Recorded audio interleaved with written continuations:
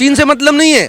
आज कोई भी हमारा देश हो, हमारे भारत के ऊपर अगर कोई आक्रमण करता है या देश हित में बात करता है, देश के विरोध में बात करता है, तो मुंह तोड़ जवाब दिया जाएगा। अच्छा, राहुल गांधी कह रहे हैं कि केंद्र सरकार असफल रही है, भारत चीन की लड़ाई होती है और सरकार कुछ नहीं कर पाते हैं, जबकि चीन के साथ हमारी जो सैनिक की फाइट हुई है उसमें भारत सेना ने ये कहा है कि हमने मुंह तोड़ जवाब दिया है, और विपक्ष कह रही है असफल सरकार, कुछ नहीं किया।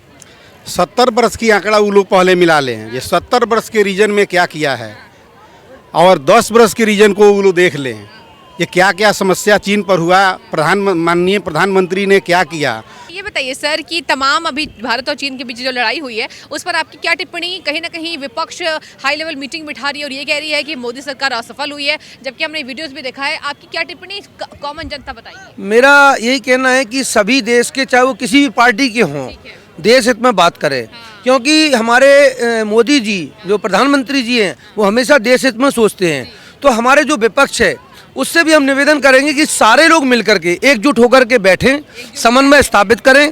किसी भी देश हो, चीन से मतलब नहीं है। आज कोई भी हमारा देश हो, हमारे भारत के ऊपर अगर कोई आक्रमण करता है या देश हित में बात करता है, देश के विरोध में बात करता है, तो मुंह तोड़ जवाब दिया जाएगा। अच्छा, मतलब आपके हिसाब से देखिए सर का ये कहना है कि विपक्ष को कहीं ना कहीं निशाना नहीं साधना चाहिए, लेकिन एक साथ बैठकर बातचीत करना चाहिए कि किस तरीके से जो विश्व युद्ध का जो खतरा मंडरा रहा था, चाहे जितने तरीके से चीन नापाक हरकतें करता है, अगला प्रधानमंत्री देश की जनता सर किसे देखना चाहिए?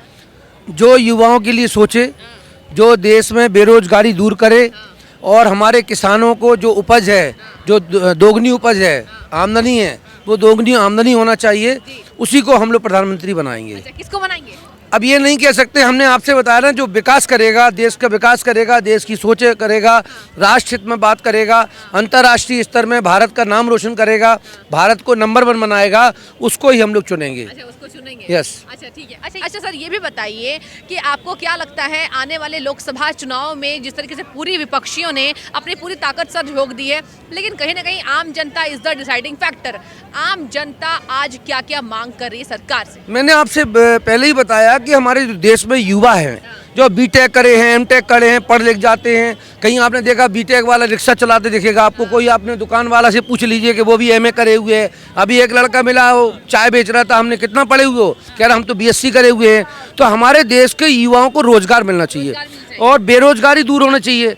यही हमारा है, जो देश हित में सोचेगा, जो किसानों के हित में सोचेगा, उसी को हम लोग चयन करेंगे। और अभी समय बहुत ज़्यादा है, क्योंकि समय होने के साथ साथ अभी हमारी देश की जनता, जो कि हमारे युवा हैं, आज बेरोजगार फिर रहे हैं, चाहे वो किसी भी प्रदेश का हो। हम ये नहीं, मतलब हमारे भारत देश में आज हमारे जो युवा हैं उनको रोजगार मिलना चाहिए। ठीक है सर, बहुत बहुत शुक्रिया आपका बातचीत करने के लिए, बड़े बारीकियों से आपने बताया। जी, मेरा नाम भूपेन खत्री है, मुझे राष्ट्रपति अवार्ड से सम्मानित किया गया है। Social, yes.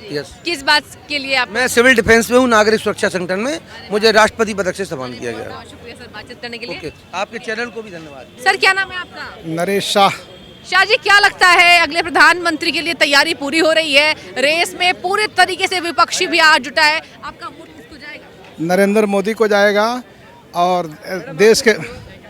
देश के प्रधानमंत्री अभी नरेंद्र मोदी के सामने कोई उम्मीदवार नहीं है। कोई जो भी पार्टी के हैं लोग, जितने पार्टी के अगर आपको नज़र आ रहे हैं, सब बीमार हैं, इनको देख करके बीमार हैं। इनके देख करके प्रधानमंत्री को बीमार हो गए। हाँ, प्रधानमंत्री को देख करके जितने उम्मीदवार तैयार हो रहे हैं, सब बीमार पड़ जाएंगे। 2024 में उनको पूर्ण बहुमत से सरकार बनेगी, 400 से ऊपर रहेगा। अच्छा सर, ये बताइए, केजरीवाल कह रहे हैं कि गुजरात में जिस तरीके से बीजेपी की प्रचंड जीत हुई, तो केजरीवाल आज कह रहे हैं खुले मन से कि 5 विधायक वहां से हम जीत कर आए, हमने बैल से दूध निकाल लिया। आपको क्या लगता है ये बयान को आप किस तरीके से? केजरीवाल जी पहले तो यहाँ दिल्ली के हालात को सुधारें। उनको पहले सोच लेना चाहिए कि जनता के साथ, अभी दिल्ली की जनता से आप लोग पूछ लीजिए कि जो फ्री यहाँ के बस, फ्री बिजली और यहाँ की बोझ आज आने वाले युवा पीढ़ी को पड़ रहा है, ये सोचना चाहिए। केजरीवाल को पहले अपने घर में झांक लेना चाहिए। और बाकी तो मतलब जैसे कि खुदा ना खास 2-4 सीट अगर मिल गई है तो वहाँ के जो भी जनता की मतलब जैसे कि लालच में आकर के वोट दे देंगे हो, वो अलग की बात हो, लेकिन उनको पहले दिल्ली की सरकार बचाएं अगले टर्म में। रहे हैं दिल्ली की सरकार के लिए कि अगले साल भी आने वाले हैं, प्रचंड बहुमत दिल्ली की जनता देगी, दिल्ली जनता बहुत प्यार करती है उनसे, क्या? उनको हम बता दिए नो कि उनकी पहले यहाँ की दिल्ली की माने हालात को सुधारें, बाकी तो पूरे देश की लड़ाई बाकी है। अच्छा, देश की लड़ाई बाकी है। देखिए सर, एक और सर मौजूद है। सर, क्या नाम है आपका? मेरा नाम हुआ प्रहलाद प्रसाद कुशवाहा। अच्छा प्रसाद जी, क्या लगता है अगले प्रधानमंत्री की दौड़ में विपक्ष जुट चुका है, कह रहा है कि मोदी जी को रिपीट होने नहीं देंगे, और एक तरफ प्रधानमंत्री ने ये वादा किया है कि मुझे हिंदुस्तान की जनता जिताएगी। आपका कमेंट क्या चाहेंगे आप? चाहे विपक्ष जितना भी अपना ताकत लगा ले, लेकिन इनके सामने कोई नहीं है। कोई नहीं है। जो विकास हुआ है, जो हम लोग अपने रीजन में देख चुके हैं, इसका मुकाबला कोई करने वाला नहीं है। इसलिए हम अगला प्रधानमंत्री उन्हीं को देखना चाहते हैं। अच्छा, राहुल गांधी कह रहे हैं कि केंद्र सरकार असफल रही है, भारत चीन की लड़ाई होती है और सरकार कुछ नहीं कर पाते हैं, जबकि चीन के साथ हमारी जो सैनिक की फाइट हुई है उसमें भारत सेना ने ये कहा है कि हमने मुंह तोड़ जवाब दिया है, और विपक्ष कह रही है असफल सरकार, कुछ नहीं किया। 70 वर्ष की आंकड़ा वो लोग पहले मिला लें, ये 70 वर्ष के रीजन में क्या किया है, और 10 वर्ष के रीजन को वो लोग देख लें, ये क्या क्या समस्या चीन पर हुआ, माननीय प्रधानमंत्री ने क्या किया, और 70 वर्ष का आंकड़ा वो लोग देख ले कि 70 वर्ष में उन लोगों ने क्या किया। कुछ नहीं किया।